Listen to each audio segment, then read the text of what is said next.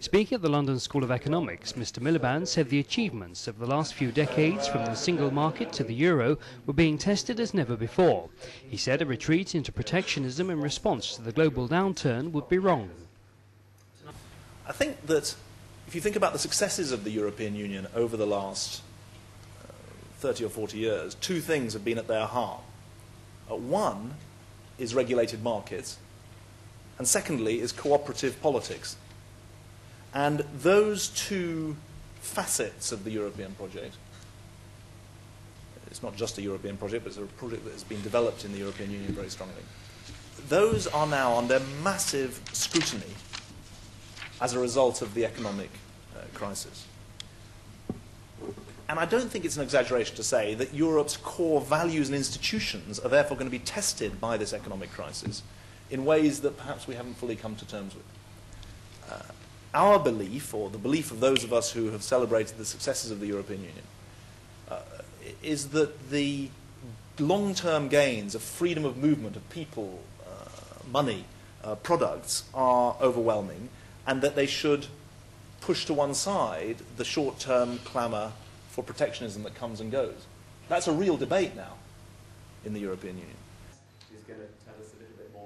The Foreign Secretary also said there was a need for new reform of the European Union to preserve the gains of the past. Our Prime Minister has said this is a global crisis which requires a global response. He said it's a crisis with local effects that require local and national action.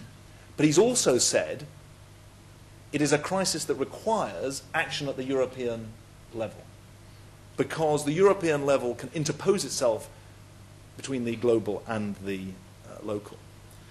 And I think he's absolutely right to argue this, and I think our task is to figure out in which ways the European Union can add value to a global response and to a local or national response.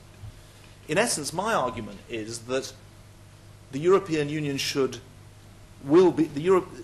the economic crisis will be used by many people to argue that the EU should postpone reform. I think the opposite is the case, and I think we have to win the argument that the opposite is the case. We actually need new reforms in the European Union to preserve the gains of enlargement, the single market, and the euro. The way to preserve those gains is actually to build on them by developing flexibility, resilience, and global reach that is essential in the modern world.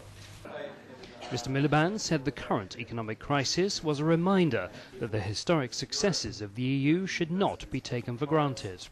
Like the last age of globalization, which unraveled on the streets of Sarajevo at the beginning of the last century, today's global age is fragile.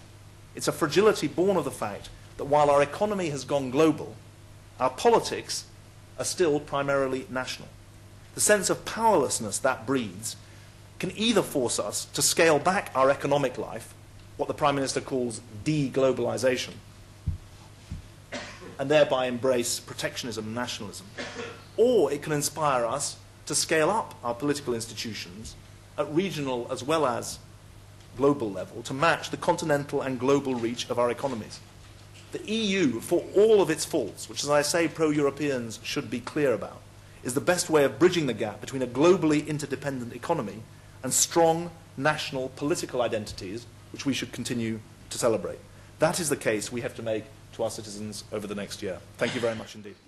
Britain is preparing to host the G20 summit of developed and emerging nations in London next month, which will try to map a way out of the current world financial crisis.